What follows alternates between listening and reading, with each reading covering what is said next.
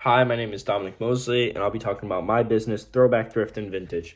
We are the clothing store that specializes in vintage clothes from the 80s, 90s, and Y2K era, as well as selling upcycled clothing. I chose this business because it's something I'm very passionate about. In fact, this hoodie I have on right now is something I bought from a vintage clothing store myself, and I believe there's an extreme untapped market on the East Coast, especially in Providence, where I'm choosing to start my business. And I can appreciate how environmentally friendly a business like this is, and some people underestimate how much goes into making just a simple piece of clothing that goes into a store. And I think by purchasing vintage clothes and thrifting your clothes, it's a way to help out the environment and almost a form of recycling, if you will.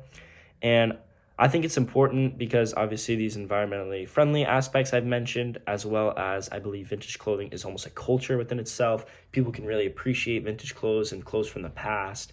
And I think it's a great way to express your style in a unique way. And that's why I believe my business is important. As for funding, I'm looking to receive a loan of $73,020.05. I've calculated this to cover all of my startup costs as well as the first 4 months of business operation, which I think is plenty of time to get my business up and running and start seeing some profits and turnaround.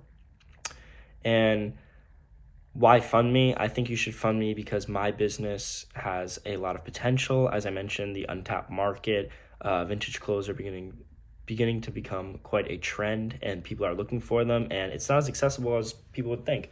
And I think there's a lot of potential in this business, especially in the city of Providence. Why use my business? Well, as I've mentioned, I think vintage clothes are a great way to express yourself while also helping out the environment. And I think if some people learned more about vintage clothes as a whole, then they'd be very interested in it.